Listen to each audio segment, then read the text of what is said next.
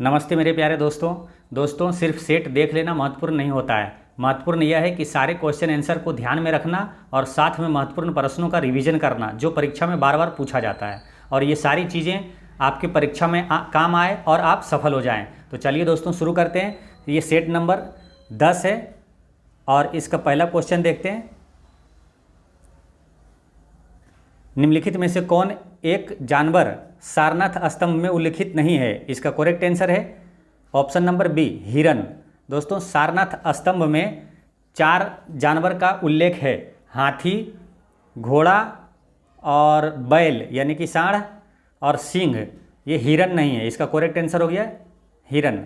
दोस्तों हर क्वेश्चन में पढ़ने का देखिए बेहतरीन तरीका यह होता है कि जब भी कोई क्वेश्चन आए तो उससे रिलेटेड जो भी महत्वपूर्ण चीज़ है जो एग्जाम में बार बार पूछा जाता है उसे रिकॉल कर लेना चाहिए। जैसे यहाँ सारनाथ आया है तो सारनाथ से याद आ रहा है ना आपको कुछ कि गौतम बुद्ध ने पहला उपदेश सारनाथ में दिया था और सर्वाधिक उपदेश कहाँ दिया था? तो श्रावस्ती में। तो इसे याद रखना है इसे कि सर्वाधिक श्रावस्ती और पहला उपदेश सारनाथ में। नेक्स्ट क्वेश्चन है, भारतीय रिजर्व बैंक के पहले भारतीय गवर्नर कौन थे? तो इसका करेक्ट आंसर है सी.डी. देशमुख।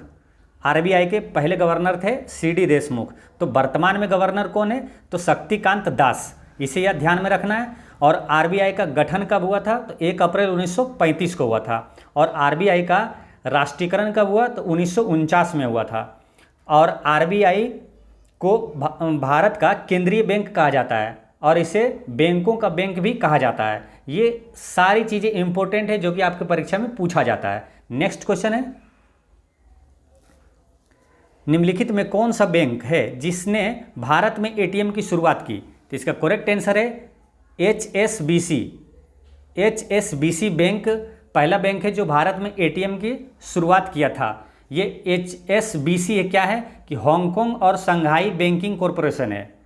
और यहाँ एक चीज़ आपको ध्यान रखना है कि एटीएम का फुल फॉर्म क्या होता है? Automated teller machine. ऑटोमेटिक आएगा ऑप्शन में तो वो नहीं मारना है, automated teller machine.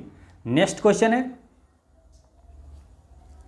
Ramvilas Paswan ने अपना राजनीतिक सफर किस राजनीतिक दल से प्रारंभ किया था? ये क्वेश्चन पूछा हुआ है बिहार के एग्जाम में। इसका करेक्ट आंसर है संयुक्त सोशलिस्ट पार्टी। इनका राजनीतिक दल का प्रारंभ हुआ था संयुक्त सोशलिस्ट पार्टी से। नेक्स्ट क्वेश्चन है, बिहार के राजनीतिक स्वर्गीय रघुवंश प्रसाद सिंह पहली बार किस लोकसभा के लिए निर्वाचित हुए थे? तो इसका करेक्ट आंसर है 11वीं लोकसभा के लिए ये निर्वाचित हुए थे, लेकिन इसका बुक में आंसर दिया हुआ 12वीं लोकसभा जो कि गलत है। ऑप्शन नंबर सी आंसर दिया हुआ है। इसका करेक्ट आंसर है बी, 11वीं लोकसभा में पहली बार रघुवंश प्रसाद जी निर्वाचित हुए थे। नेक्स्ट क्वेश्चन है, विजयनगर साम्राज्य का पहला शासक कौन था जिसने बहमनियों से गोवा के महत्वपूर्ण किले को छीना था? इसका करेक्ट आंसर है हरिहर द्वितीय। हरिहर द्वितीय ने बहमनियों से गोवा के महत्वपूर्ण किले को छीना था। अब यहाँ जिक्र आ रहा है विजयनगर, तो विजयनगर साम्राज्य का स्थापना किसने किया था? हरिहर एवं बुक्का ने 1336 ईस्वी में किया था। ये ध्यान रखना है। नेक्स्ट क्वेश्चन है कि तालीकोटा युद्ध के समय विजयनगर साम्राज्य में किस राजवंश का शासन था? तो इसका करेक्ट आंसर है तुलुब वंश का शासन था। ये ध्यान रखना है। और तालीकोटा का युद्ध कब हुआ था? तो इसे याद रखना है 1565 में। ताली दोनों हाथों से बजती है, तो ताली 2 हाथ से बजती है यानी कि 2-5 आएगा इसमें। ये ध्यान रखना है, इसे रिलेट करके याद रखना है। 2-5 1565 ईस्वी में। नेक्स्ट क्वेश्चन है कि कृष्णदेव राय ने हम्पी में कृष्णा स्वामी मंदिर का निर्माण करवाया जो वर्तमान में किस राज्य में है? यानी कि हम्पी में कृष्णा स्वामी मंदिर है वो किस राज्य में है? तो इसका करेक्ट आंसर है हम्पी कर्नाटक में है। तो इसका देखते हैं करेक्ट आंसर क्या है 8 का। ऑप्शन नंबर ए कर्नाटक में। इसका करेक्ट आंसर हो गया ए। नेक्स्ट क्वेश्चन है कि इजराइल से शांति समझौता करने वाला पहला अरब देश कौन था? इसका करेक्ट आंसर है बहरीन। इजराइल से शांति समझौता करने वाला पहला अरब देश था बहरीन। अब यहाँ से एक क्वेश्चन पूछा जाता है कि इजराइल की राजधानी क्या है, तो जेरूसलम। और इजराइल की मुद्रा क्या है, तो नई शेकेल। इजराइल की मुद्रा नई शेकेल है, लेकिन इसे याद रखना कैसे, याद रखने के लिए इसे बोलना है नई शकल। शकल जो होता है नई शकल, इजराइल की मुद्रा नई शकल। नेक्स्ट क्वेश्चन है कि अंत्योदय कार्यक्रम सर्वप्रथम किस राज्य में शुरू किया गया था। इसका करेक्ट आंसर है राजस्थान में। अंत्योदय कार्यक्रम सबसे पहले राजस्थान में शुरू हुआ था। एक क्वेश्चन और पूछा जाता है कि पंचायती राज व्यवस्था सबसे पहले किस राज्य में लागू हुआ, तो वो भी राजस्थान में है। नेक्स्ट क्वेश्चन है सत्याग्रह की अभिव्यक्ति होती है। इसका करेक्ट आंसर है असहयोग से। सत्याग्रह वह आग्रह जो सत्य के साथ किया जाए, और इसका अभिव्यक्ति असहयोग से होता है। नेक्स्ट क्वेश्चन है मुस्लिम लीग ने पृथक मुस्लिम राष्ट्र की मांग को कब स्वीकार किया। इसका करेक्ट आंसर है 1940 के लाहौर अधिवेशन में। दोस्तों 1940 में लाहौर अधिवेशन नहीं हुआ था, इसमें गलत प्रिंटिंग किया हुआ है। इसका करेक्ट आंसर है ये हुआ था, ये कराची अधिवेशन, कराची में हुआ था 1940 में, ये ध्यान रखना है। और यहाँ एक क्वेश्चन पूछा जाता है कि पाकिस्तान शब्द किसने दिया, तो इसे याद रखना है रहमत अली ने। पाकिस्तान शब्द किसने दिया, रहमत अली ने। नेक्स्ट क्वेश्चन है स्वतंत्र भारत का पहला गवर्नर जनरल कौन था। तो इसका करेक्ट आंसर है सी गोपालाचारी। स्वतंत्र भारत का पहला गवर्नर जनरल। दोस्तों इसमें मुझे लग रहा है कि इसमें गलती है, क्योंकि स्वतंत्र भारत का पहला गवर्नर जनरल जो है माउंटबेटन था। और स्वतंत्र भारत के अगर पूछेगा कि पहला भारतीय गवर्नर कौन सा है, तो सी गोपालाचारी होगा।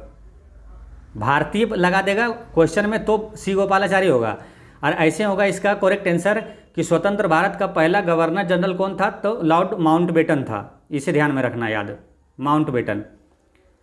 जैसे कि भारत के पहले और अंतिम दोनों अगर पूछेगा, अब भारतीय गवर्नर जनरल, भारतीय लगेगा तभी सी गोपालाचारी आंसर होगा, अन्यथा भारत के स्वतंत्रता का पहला और अंतिम वायसराय वो होगा माउंटबेटन। इसे ध्यान रखना है।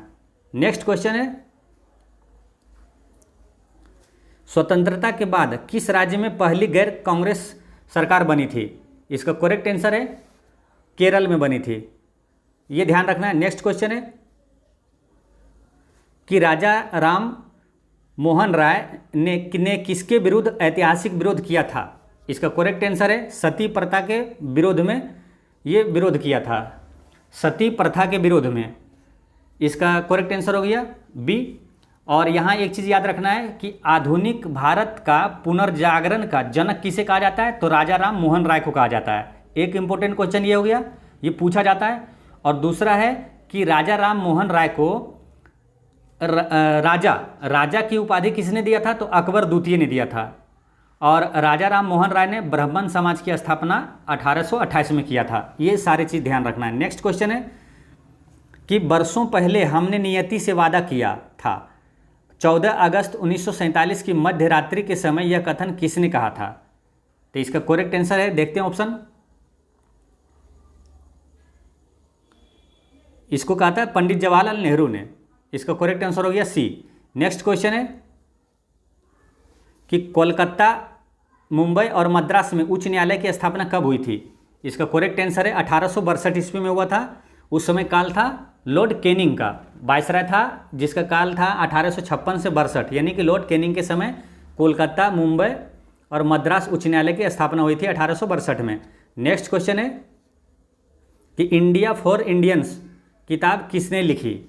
इसका करेक्ट आंसर है C.R. दास, यानी चित्तरंजन दास। और यहाँ दो क्वेश्चन पूछा जाता है इंपॉर्टेंट, जो कि कन्फ्यूजन वाला। अधिकतर आप ध्यान रखेंगे कि कन्फ्यूजन जिसमें होता है वो क्वेश्चन निश्चित रूप से पूछा जाता है। जैसे कि देश बंधु किसे कहते हैं, तो देश बंधु कहते हैं चित्तरंजन दास को। और एक है दीन बंधु किसे कहते हैं, तो C.F. एंड्रयूज। तो यहाँ कन्फ्यूज हो जाता है कि देश बंधु और दीन बंधु में। तो ध्यान रखना है कि देश दास, देश बंधु दास, यानी कि देश बंधु कहेंगे चित्तरंजन दास को, और दीन बंधु है C.F. एंड्रयूज। तो नेक्स्ट क्वेश्चन देखते हैं आप।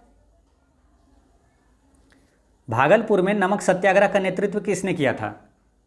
तो इसका करेक्ट आंसर है महादेव लाल सर्राफ। ये भागलपुर से नमक सत्याग्रह का नेतृत्व किए थे और भागलपुर में नमक सत्याग्रह हुआ था 16 अप्रैल 1930 को। इसे याद रखना है। नेक्स्ट क्वेश्चन है कि मौलाना अबुल कलाम आज़ाद ने 1912 ईस्वी में एक उर्दू साप्ताहिक अल हिलाल शुरू किया, किंतु ब्रिटिश सरकार द्वारा उस पर प्रतिबंध लगा दिए जाने के बाद अल बलाग की स्थापना की। तो इसका करेक्ट आंसर है ऑप्शन नंबर ए 1913 ईस्वी में। ये अल बलाग की स्थापना 1913 में किया था और हिंदू जो साप्ताहिक अल हिलाल जो साप्ताहिक पत्रिका था ये 1912 में किए थे और अल बलाग की स्थापना 1913 में किए थे। नेक्स्ट क्वेश्चन है विश्वव्यापी तापन का संभावित परिणाम क्या हो सकता है? विश्वव्यापी तापन मतलब ग्लोबल वार्मिंग। इसका करेक्ट आंसर है कि समुद्र स्तर में वृद्धि हो जाएगा तापमान में वृद्धि से, और फसल के स्वरूप में भी परिवर्तन होगा और तट रेखा में परिवर्तन होगा, उपर्युक्त तो सभी। नेक्स्ट क्वेश्चन है निम्नलिखित में से कौन सा कथन सही है? तो इसका करेक्ट आंसर है, देखते हैं कि प्रति 165 मीटर की ऊंचाई के साथ ताप में 1 डिग्री सेल्सियस की कमी होती है। ये करेक्ट आंसर इसका है। ये प्रति 165 मीटर जब ऊपर जाएंगे ऊंचा तो 1 डिग्री सेल्सियस की कमी होती है, यानी कि ऊपर जाने पर तापमान में कमी आती है। और एक चीज़ ध्यान रखना और भी कि 6.5 डिग्री सेल्सियस प्रति किलोमीटर ऊंचाई जाने पर तापमान में गिरावट होती है। नेक्स्ट क्वेश्चन है कि जो वन चक्रवातों की अवरोधकों का कार्य करते हैं वे वन कौन से हैं? इसका करेक्ट आंसर हो जाएगा मैंग्रोव वन। मैंग्रोव वन क्या करते हैं कि चक्रवातों को रोकने का काम करता है। नेक्स्ट क्वेश्चन है विश्व की 25% भूमि को आच्छादित करने वाला सबसे बड़ा वन कौन सा है? इसका करेक्ट आंसर है साइबेरिया का टेगा वन। ये सबसे ज़्यादा वन है, 25% भूमि को आच्छादित करता है ये साइबेरिया का टेगा वन। और टेगा वन का अर्थ होता है कि शंकुधारी वन, ठीक है, ये ध्यान रखना है। नेक्स्ट क्वेश्चन है कहाँ के वृक्ष कम अथवा अधिक समय के लिए पत्तियों से रहित हो जाते हैं, यानी कि पत्तियां झड़ जाती है? इसका करेक्ट आंसर है पर्णपाती वन। पर्ण यानी कि पत्ती क्या आता है वो झड़ जाते हैं, पर्णपाती वन। पर्णपाती वन में आता है सागवन, शीशम, साल के वृक्ष, ये सब ध्यान रखना है। नेक्स्ट क्वेश्चन है कि बृहद हिमालय स्थित एक ठंडा रेगिस्तान है, ठंडा रेगिस्तान है, इसका करेक्ट आंसर हो गया लद्दाख। दोस्तों एक चीज़ यहाँ ध्यान रखना कि लद्दाख के लेह में भारत में सबसे कम वर्षा होती है लेह में। लद्दाख की राजधानी है लेह। और आपसे पूछ लिया जाए कि संसार का सबसे अधिक वर्षा कहाँ होता है, तो वो होता है मासिनराम मेघालय में। ये क्वेश्चन पूछा जाता है। नेक्स्ट क्वेश्चन है कि नागा, खासी, गारो, पहाड़िया, और एक प्रकार इस तरह से आता है गारो, खासी, जयंतिया, ये पहाड़ियाँ कहाँ है? तो इसका करेक्ट आंसर है पूर्वांचल पर्वतमाला में। गारो, खासी, जयंतिया कहाँ है? तो ये है मेघालय में, इतना ध्यान रखना है। नेक्स्ट क्वेश्चन है निम्नलिखित में से भारत में सबसे शुष्क क्षेत्र कौन सा है? तो इसका करेक्ट आंसर है मारवाड़। मारवाड़ राजस्थान में है, राजस्थान में रेगिस्तान है, तो इसका करेक्ट आंसर हो गया मारवाड़। नेक्स्ट क्वेश्चन है आराकान योमा प्रसार उस हिमालय का हिस्सा है जो अस्थित है, उस हिमालय का है जो अस्थित है, इसका करेक्ट आंसर है म्यांमार में स्थित है। नेक्स्ट क्वेश्चन है भारत की पहली बहुउद्देशीय परियोजना का निर्माण किस नदी पर हुआ? इसका करेक्ट आंसर हो गया दामोदर नदी पर हुआ था। भारत की पहली बहुउद्देशीय परियोजना दामोदर नदी पर हुआ था। नेक्स्ट क्वेश्चन है नागा अर्जुन बांध, नागा अर्जुन सागर बांध का निर्माण किस नदी पर हुआ है? तो अर्जुन, यहाँ आ रहा क्वेश्चन में नागा अर्जुन, तो अर्जुन का सारथी महाभारत में कौन थे? कृष्ण भगवान। तो ऐसे रिलेट करके मार देना है कृष्णा। नागा अर्जुन जब भी आएगा बांध तो कृष्णा। नेक्स्ट क्वेश्चन है राष्ट्रीय राजमार्ग 1A लेह को डेस दर्रस होते हुए कश्मीर घाटी से जोड़ता है, तो इसका करेक्ट आंसर है जोजिला। यानी कि राष्ट्रीय राजमार्ग 1A लेह को जोजिला दर्रा होते हुए कश्मीर घाटी को जोड़ता है। नेक्स्ट क्वेश्चन है 33, छोटा नागपुर पठार क्षेत्र में देखे जाने वाले पेटस धब्बा क्या है? तो इसका करेक्ट आंसर है लेटेराइट निक्षेप है, ये ध्यान रखना है। नेक्स्ट क्वेश्चन है, कोई व्यक्ति भारत के 3 अलग अलग राज्यों में स्थित रणथंभौर, गिर और बांदीपुर के राष्ट्रीय उद्यान देखना चाहता है, तो इस संबंध में उसे निम्नलिखित में से किस राज्य में जाने की आवश्यकता नहीं है? यानी कि अगर रणथंभौर आपको देखना है तो रणथंभौर कहाँ है? ये राजस्थान में। और गिर कहाँ है? गिर गुजरात में। और बांदीपुर कर्नाटक में। तो आपको मध्य प्रदेश जाने की जरूरत नहीं है। करेक्ट आंसर हो गया बी। नेक्स्ट क्वेश्चन है कि सूची मिलाना है, ठीक है। तो देखते हैं कि बांदीपुर नेशनल पार्क ये है कर्नाटक में। इसको मैंने अच्छे से याद कराया था और फिर एक बार बता रहा हूँ दोस्तों कि बन के हवा में बेजुआ में दिल लगाने आऊँगा, यानी कि इसमें 4 राष्ट्रीय उद्यान बताऊंगा जो कि अति महत्वपूर्ण है, कर्नाटक में है। देखिए बन के लिखते हैं, बोनो के, है ना। ये हो गया बो से बानेर घाटा राष्ट्रीय उद्यान और बांदीपुर। ये 9 से हो गया नागरहोल राष्ट्रीय उद्यान। और को से कुद्रेमुख राष्ट्रीय उद्यान। ये चारों राष्ट्रीय उद्यान है कर्नाटक में। तो देखिए बनके हवा में बेजुआ में दिल लगाने आऊँगा, तो सिर्फ इसमें बनके से मतलब रखना है। बाकी जो बोला मैं वो सब क्या नाटक है, नाटक यानी कर्नाटक। ये चारों उद्यान कहाँ है? कर्नाटक में। बनके से मतलब रखना है, बाकी चीज़ें जो है वो गाने में क्या नाटक है। नाटक यानी कर्नाटक में ये चारों राष्ट्रीय उद्यान है, जिसमें कि बांदीपुर और नागरहोल ये सबसे ज़्यादा पूछा जाता है, ये ध्यान रखना है। तो बांदीपुर हो गया कहाँ? कर्नाटक में। इसमें बांदीपुर कर्नाटक में हो गया। और गिर नेशनल पार्क आपका है गुजरात में। गिर गुजरात ऐसे रिलेट करना है, गिर गुजरात। और मानस है असम में। और रोहला है हिमाचल प्रदेश में। इसका करेक्ट आंसर है ऑप्शन नंबर सी। एक बार अपने से मिला लीजिएगा। नेक्स्ट क्वेश्चन है कि पूर्ण प्रतिस्पर्धा की स्थिति में किसी फर्म की संतुलन अवस्था निर्धारित होगी जब। इसका करेक्ट आंसर है ऑप्शन नंबर सी होगा। यहाँ पर बराबर होना चाहिए, सीमांत राजस्व और सीमांत लागत के जब बराबर होगा तो संतुलन अवस्था होगी। नेक्स्ट क्वेश्चन है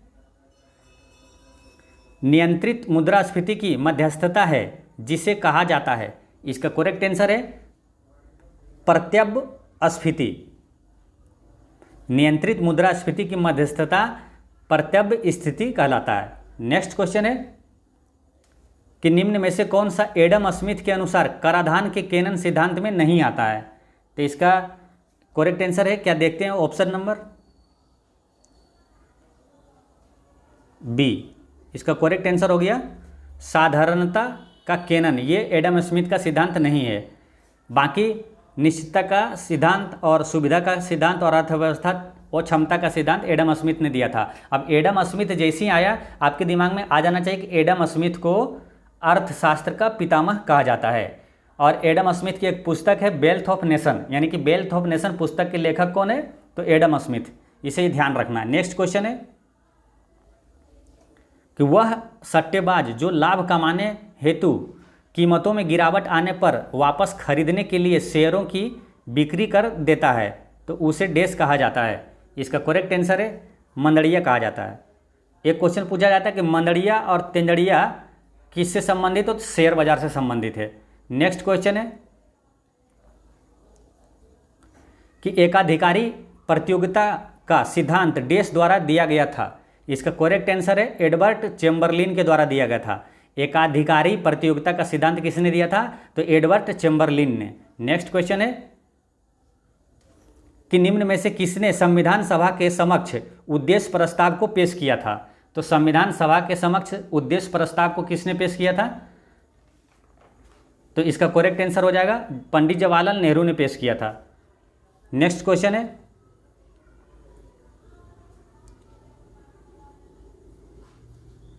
कि 26 जनवरी 1950 को भारत का संविधान लागू किया गया था, तब भारतीय गणतंत्र की वास्तविक संवैधानिक स्थिति क्या थी?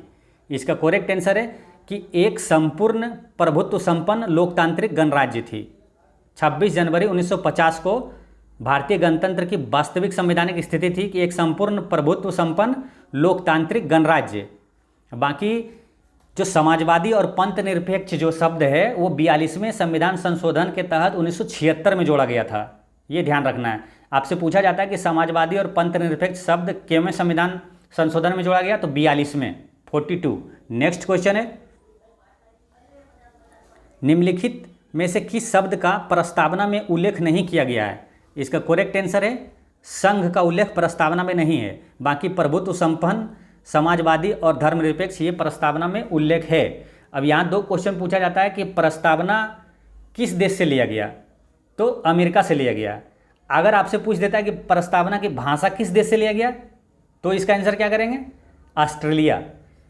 भाषा पूछ देगा अगर प्रस्तावना की भाषा, तो ऑस्ट्रेलिया। देखिए भाषा सो आ रहा है ना, तो आंसर में ऑस्ट्रेलिया सो रिलेट करना है, कन्फ्यूज नहीं होना है कि अमेरिका मारना है। भाषा पूछेगा तो ऑस्ट्रेलिया, प्रस्तावना पूछ दिया कि आप प्रस्तावना कहाँ से लिया गया, तो अमेरिका। नेक्स्ट क्वेश्चन है गणतंत्र में अंतिम शक्ति किसके पास होती है? तो गणतंत्र में अंतिम शक्ति जनता के पास होती है। इसका करेक्ट आंसर हो जाएगा जनता। नेक्स्ट क्वेश्चन है कि भारत का संविधान भारत को निम्नलिखित रूप में घोषित करता है सिवाय, इसका करेक्ट आंसर क्या है? देखते हैं ऑप्शन।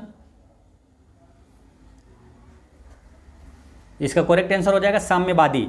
साम्यवादी के सिवाय जो भारत का है गणतांत्रिक व्यवस्था इसको करता है इंडिकेट, यानी कि लोकतांत्रिक गणराज्य, समाजवादी, धर्मनिरपेक्ष है। नेक्स्ट क्वेश्चन है कि उदारवाद का प्रतीक है, तो इसका करेक्ट आंसर क्या है? उदारवाद दोस्तों एक बार क्वेश्चन ये बीपीएससी में पूछा गया था, तो अधिकतर लड़का ये उदारीकरण टिक करके आ गया था। उदारवाद का प्रतीक है उदारीकरण, लेकिन इसका करेक्ट आंसर है ऑप्शन नंबर सी। उदारवाद का मतलब है कि राजनीतिक और आर्थिक पहलुओं पर सामाजिक स्वतंत्रता, ये उदारवाद का मतलब होता है। नेक्स्ट क्वेश्चन है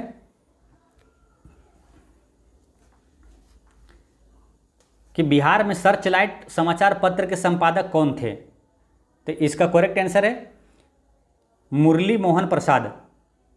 सर्चलाइट समाचार पत्र के संपादक कौन थे? मुरली मोहन प्रसाद। नेक्स्ट क्वेश्चन है कि भारत के संविधान में कितनी अनुसूचियां हैं? दोस्तों भारत के मूल संविधान में 8 अनुसूची थी, फिर बाद में 4 अनुसूची को जोड़ा गया है, यानी कि वर्तमान में अब कुल अनुसूची हो गया 12। तो 4 अनुसूची कौन कौन से जोड़ा गया वो पूछा जाता है। तो आपको याद रखना है दोस्तों कि 8वीं अनुसूची, 8 तो अनुसूची था, 9वीं अनुसूची जोड़ा गया, वो भूमि सुधार से संबंधित है। आपसे डायरेक्ट पूछा जाता है कि कौन से अनुसूची भूमि सुधार से संबंधित है, तो 9वीं अनुसूची। या तो पूछ देगा कि पहला जो अनुसूची जोड़ा गया है स्वतंत्रता के बाद वो कौमी अनुसूची थी, 9वीं अनुसूची। और 10वीं अनुसूची में दल बदल है, और 11वीं अनुसूची में पंचायती राज है, और 12वीं अनुसूची में नगर पालिका से संबंधित है। तो अब वर्तमान में कुल हो गया है 12 अनुसूची। नेक्स्ट क्वेश्चन है भारतीय संविधान के किस अनुसूची में राज्यों के नाम और उनके क्षेत्रों का उल्लेख किया गया है? तो इसका करेक्ट आंसर है पहली अनुसूची में। पहली अनुसूची में यह है कि संघ एवं उसका राज्य क्षेत्र के बारे में चर्चा है। इसका करेक्ट आंसर हो गया ए, पहली अनुसूची में। और अगर दूसरी अनुसूची पूछे तो दूसरी में वेतन का उल्लेख है, और तीसरी में शपथ है, और चौथी अनुसूची में है राज्यसभा में स्थानों का आवंटन। ये ध्यान रखना है। नेक्स्ट क्वेश्चन है निम्नलिखित में से किस अनुसूची में देश के विभिन्न राज्यों में अनुसूचित क्षेत्रों और अनुसूचित जनजातियों के प्रशासन और नियंत्रण का उपबंध है? तो यह है 5वीं अनुसूची में, क्योंकि तीसरी में क्या है आपका? तीसरी में है शपथ, ठीक है, और 7वीं में संघ और राज्य के बीच जो संबंध है उसके बारे में ये 7वीं में है। 9वीं में आपका हो गया भूमि सुधार। नेक्स्ट क्वेश्चन है कि एक साधारण सूक्ष्मदर्शी में अंतिम प्रतिबिंब होता है, तो इसका करेक्ट आंसर हो गया आभासी, आवर्धित तथा सीधा। नेक्स्ट क्वेश्चन है निम्नलिखित में से कौन सा शब्द ध्वनि तरंगों से संबंधित नहीं है? तो ध्वनि तरंग से संबंधित है हर्ट्ज, डेसिबल और मेक संख्या, ये ध्वनि तरंग से संबंधित है। ये कैंडेला नहीं है, इसका करेक्ट आंसर हो जाएगा कैंडेला। कैंडेला क्या है? वो ज्योति तीव्रता का मात्रक है, इतना एसआई मात्रक है, ध्यान रखना है। नेक्स्ट क्वेश्चन है कि वातावरण के अंदर क्षैतिज ऊष्मा अंतरण को क्या कहा जाता है? इसका करेक्ट आंसर हो गया अभिवहन कहा जाता है। दोस्तों इसमें 3 क्वेश्चन पूछा जाता है। जैसे संवहन हो गया, ये क्या है? तरल में ऊष्मा का स्थानांतरण जो होता है वो संवहन कहलाता है, और ठोस में जो ऊष्मा का स्थानांतरण होता है वो कहलाता है चालन। और निर्वात में, यानी कि इसमें कोई भी माध्यम की आवश्यकता नहीं होती है कि या तो ठोस तरल गैस, तो निर्वात में जो ऊष्मा का स्थानांतरण होता है वो विकिरण कहलाता है। तो यहाँ पर तो इसका आंसर हो गया है option number A. Next question है 54, निम्न में से किस अम्ल का प्रयोग एस्पिरिन बनाने में किया जाता है?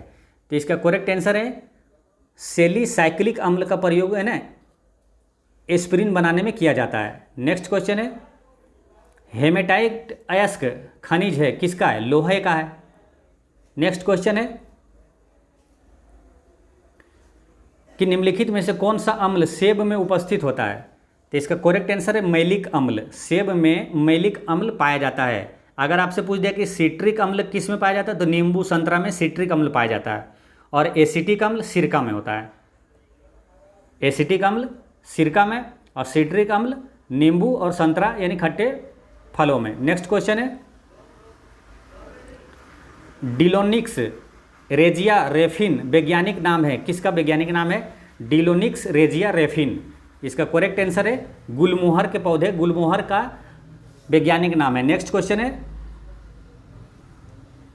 मानव कंकाल परीक्षण किसके लिए किया जाता है? इसका करेक्ट आंसर है आंतरिक वायु के परीक्षण के लिए मानव कंकाल परीक्षण किया जाता है। आंतरिक आयु प्राप्त करने के लिए, आंतरिक आयु जानने के लिए मानव कंकाल परीक्षण किया जाता है। नेक्स्ट क्वेश्चन है कि मानव शरीर में कुल कितनी अस्थियां हैं? तो 206 हड्डी है।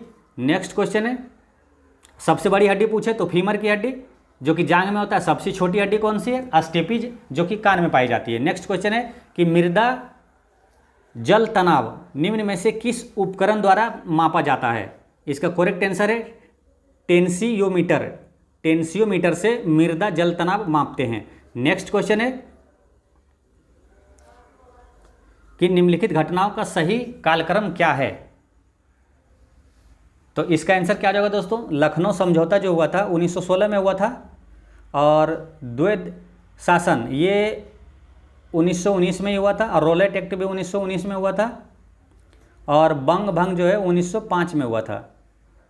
तो सबसे पहले आएगा 1905 वाला यानी कि 4 वाला, उसके बाद आएगा 1916 यानी कि 1। 4 और 1 देखते हैं किस ऑप्शन में है, तो ऑप्शन नंबर बी में। इसका करेक्ट आंसर हो गया बी। नेक्स्ट क्वेश्चन है the anarchical and revolutionary crime act 1919 को सामान्य बोलचाल में कहा जाता है? तो रोलेट एक्ट को ही, ये the anarchical and revolutionary crime act को ही रोलेट एक्ट कहा गया है, ये ध्यान रखना है। नेक्स्ट क्वेश्चन है 63 कि अखिल भारतीय राजनीति में गांधी जी का पहला साहसिक कदम था। तो गांधी जी का सबसे पहला कौन सा था? ये चंपारण आंदोलन जो कि 1917 में बिहार में हुआ था, इसे ध्यान रखना है। और चंपारण आंदोलन का ये कुशल नेतृत्व किए थे, तो इसके उपलक्ष्य में महात्मा गांधी जी को महात्मा की उपाधि रविंद्रनाथ टैगोर ने दिया था, ये ध्यान रखना है। पूछा जाएगा आपसे कि महात्मा की उपाधि किसने दिया? तो रविंद्रनाथ टैगोर ने। नेक्स्ट क्वेश्चन है कि हंटर आयोग की नियुक्ति की गई थी, इसका करेक्ट आंसर क्या है? Option number B. Jallianwala Bagh हत्याकांड के बाद हंटर आयोग की नियुक्ति हुई थी। तो जालियांवाला बाग हत्याकांड हुआ था कब? 13 अप्रैल 1919। डेट खास करके यहाँ याद रखना है क्योंकि डेट पूछा जाता है। आपको 13 अप्रैल 1919 दे देगा, 5 जून 1919 दे देगा, तो 13 अप्रैल ध्यान रखना है। जालियांवाला बाग हत्याकांड 13 अप्रैल 1919 में हुआ था। नेक्स्ट क्वेश्चन है, स्वदेशी और बहिष्कार पहली बार किस घटना के दौरान संघर्ष की विधि के रूप में अपनाए गए थे? इसका करेक्ट आंसर है बंगाल विभाजन के विरुद्ध आंदोलन। स्वदेशी आंदोलन कब हुआ था? 1905 में हुआ था। बंगाल विभाजन कब हुआ? 1905 में हुआ था। तो ये जो पहली बार स्वदेशी और बहिष्कार पहली बार इस बंगाल विभाजन के विरुद्ध आंदोलन में ये शब्द अपनाया गया था। नेक्स्ट क्वेश्चन है, निम्नलिखित में से कौन सा एक चंपारण सत्याग्रह का अति महत्वपूर्ण पहलू है? तो इसका करेक्ट आंसर है ऑप्शन नंबर सी, भारत के राष्ट्रीय आंदोलन में किसान असंतोष का सम्मिलित होना। तो चंपारण सत्याग्रह का मेन मुख्य उद्देश्य क्या था कि वहाँ के किसानों से वो 3 कट्ठिया प्रणाली जो वहाँ लागू किए हुए था अंग्रेज, यानी कि 20 कट्ठे में 3 कट्ठे का नील की खेती करना अनिवार्य होता था। इसके खिलाफ ये चंपारण सत्याग्रह हुआ था। ये ध्यान रखना, किसानों के लिए हुआ था। नेक्स्ट क्वेश्चन है कि स्वतंत्रता आंदोलन के क्रांतिकारी आतंकवादियों का पहला महत्वपूर्ण साहसिक कार्य बर्रा डकैती का स्थान था, यानी बर्रा डकैती कहाँ हुआ था? इसका करेक्ट आंसर है पूर्वी बंगाल में हुआ था। नेक्स्ट क्वेश्चन है, महात्मा गांधी ने 1930 में सविनय अवज्ञा आंदोलन प्रारंभ किया था। इसका करेक्ट आंसर है साबरमती से आरंभ हुआ था सविनय अवज्ञा आंदोलन। नेक्स्ट क्वेश्चन है कि 1930-32 ईस्वी की अवधि में भारत और ब्रिटेन के राजनेताओं की लंदन में हुई बैठकों का प्रायः प्रथम, द्वितीय और तृतीय गोलमेज सम्मेलन के रूप में उल्लेख किया जाता है। उनका उसी रूप में उल्लेख गलत होगा, क्योंकि इसका आंसर क्या होगा? 69 का ये ऑप्शन दिया हुआ है। इसका करेक्ट आंसर है ऑप्शन नंबर डी। ये तीनों अलग अलग सम्मेलन नहीं थे, अपितु यह एक ही सम्मेलन की अवस्था थी जो 3 सत्रों में संपन्न हुआ था। इसे ध्यान रखना है। नेक्स्ट क्वेश्चन है कि कैबिनेट मिशन योजना के विषय में निम्नलिखित में से कौन सा विकल्प सही नहीं है? इसका करेक्ट आंसर हो जाएगा ये भारत विभाजन की स्वीकृति उसमें नहीं हुआ था। ये ध्यान रखना है, भारत विभाजन को क्या हुआ था उस समय कैबिनेट मिशन में नकार दिया गया था। नेक्स्ट क्वेश्चन है, इसमें मिलान करना है दोस्तों कि कौन सा उष्णकटिबंधीय ये किस क्षेत्र में अधिकतर पाया जाता है। तो इसे देखना है कि उष्णकटिबंधीय जो है वो साइलेंट वैली क्षेत्र में पाया जाता है। उष्णकटिबंधीय साइलेंट वैली क्षेत्र में पाया जाता है। और शंकु वृक्ष आपको हिमाचल प्रदेश में मिलेगा। और कच्छ वनस्पति जो है ये आपको मिलेगा सुंदरवन में। कच्छ वनस्पति, हालांकि कच्छ अगर पूछे कच्छ गुजरात में है लेकिन कच्छ वनस्पति सुंदरवन में है। और पतझड़ वन तो ये राजस्थान में है। इस प्रकार इसका करेक्ट आंसर हो जाता है ऑप्शन नंबर डी। एक बार ध्यान से आप देख लीजिएगा। नेक्स्ट क्वेश्चन है 72 कि चिपको आंदोलन है। अब देखिए, जब भी चिपको आए तो आपको दिमाग में आ जाना चाहिए सुंदरलाल बहुगुणा, क्योंकि चिपको आंदोलन के सबसे बड़े नेता सुंदरलाल बहुगुणा थे। और ये चिपको आंदोलन हुआ था किस लिए? वृक्षों को बचाने के लिए आंदोलन हुआ था, उत्तराखंड में हुआ था। नेक्स्ट क्वेश्चन है कि करेरा अभ्यारण्य है, तो इसका करेक्ट आंसर है मध्य प्रदेश में। करेरा अभ्यारण्य मध्य प्रदेश में है। नेक्स्ट क्वेश्चन है कि भारत में आपलावी वन कहाँ पाए जाते हैं? तो इसका आंसर क्या होगा? आपलावी वन। ऑप्शन देखते हैं।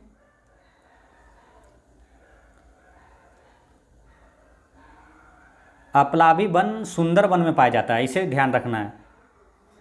नेक्स्ट क्वेश्चन है दोस्तों, ये आपलावी वन जो है ना नदियों के किनारे बाढ़ के कारण बनता है, ये सुंदरवन में पाया जाता है। नेक्स्ट क्वेश्चन है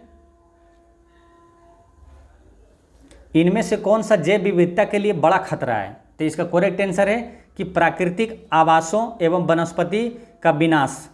जहाँ ये प्राकृतिक आवास और वनस्पति का विनाश होगा वो जैव विविधता के लिए खतरा है, और झूम की खेती भी जैव विविधता के लिए खतरा है। नेक्स्ट क्वेश्चन है कि काजीरंगा किसके लिए जाना जाता है। तो दोस्तों काजीरंगा को ध्यान रखना, काजीरंगा जो राष्ट्रीय उद्यान असम में है वो दुनिया में गेंडे के लिए, एक सींग वाले गेंडे के लिए प्रसिद्ध है, इसे ध्यान रखना है। नेक्स्ट क्वेश्चन है 77,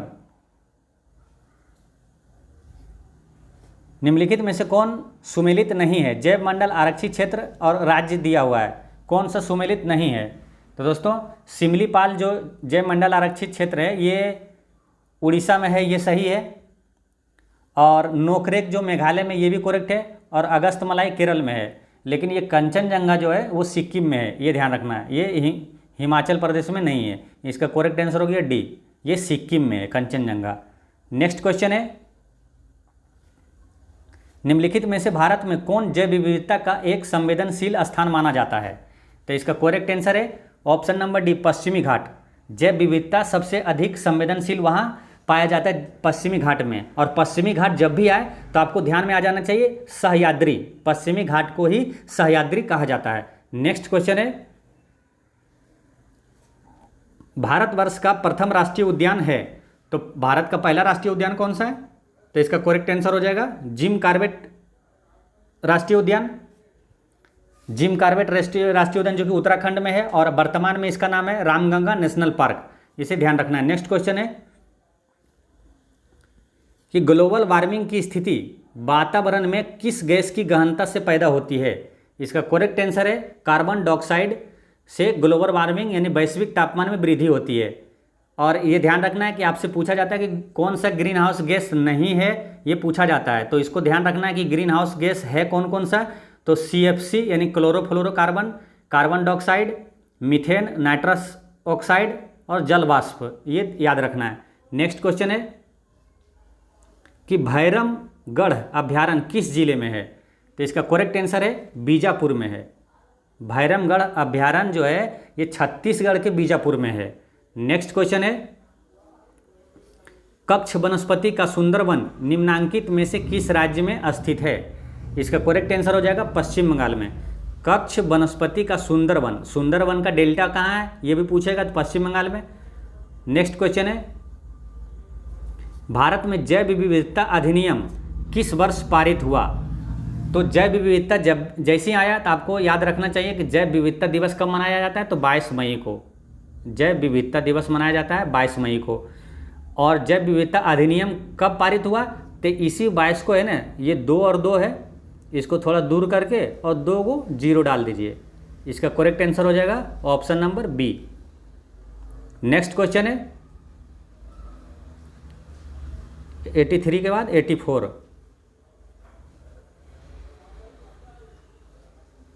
निम्नलिखित में से किस राज्य में वनों का वर्गीकरण अर्ध उष्ण कटिबंधीय के रूप में किया गया जाता है। तो इसका करेक्ट आंसर है मध्य प्रदेश।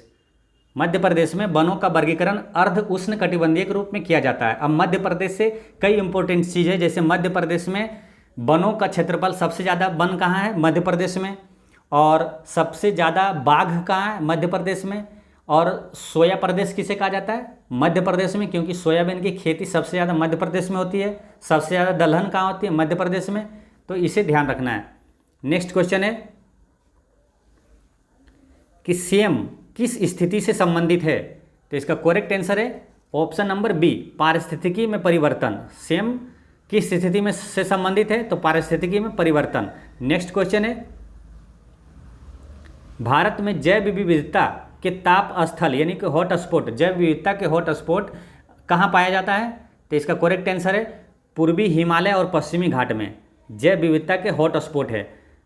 पूर्वी हिमालय और पश्चिमी घाट यानी कि ज़्यादा जैव विविधता है। और जैव विविधता आया तो आपको ध्यान में आ जाना चाहिए कि जैव विविधता दिवस 22 मई को मनाया जाता है। और जैव विविधता अधिनियम कब लागू हुआ, तो ये 2 और 2 को दूर कर दीजिए, 2 को शून्य डाल दीजिए, 2002। नेक्स्ट क्वेश्चन है बक्सा बाघ परियोजना भारत के किस राज्य में स्थित है। तो इसका करेक्ट आंसर है ऑप्शन नंबर डी, पश्चिम बंगाल में। बक्सा बाघ परियोजना पश्चिम बंगाल में है। नेक्स्ट क्वेश्चन है कि अभ्यारण्य एक सींग वाले राइनो के लिए जाना जाता है, यानी कि एक सींग वाले गेंडे के लिए कौन प्रसिद्ध है? तो काजीरंगा, इसे ध्यान रखना है, काजीरंगा राष्ट्रीय उद्यान जो कि असम में है। ठीक है, अब नेक्स्ट क्वेश्चन देखते हैं 89। निम्नलिखित में से कौन सी भारत में बाघ संरक्षित परियोजना नहीं है? बाघ संरक्षित परियोजना नहीं है, तो इसका करेक्ट आंसर है चिल्का, क्योंकि चिल्का एक झील है और इससे पूछा जाता है क्वेश्चन चिल्का कि भारत में सबसे बड़ी खारे पानी की झील कौन सी है? तो चिल्का झील है उड़ीसा में, ये भी ध्यान रखना है। ये क्या बाघ संरक्षित परियोजना नहीं है। नेक्स्ट क्वेश्चन है, भारत में पारिस्थितिकी असंतुलन का निम्नलिखित में से कौन सा प्रमुख कारण है?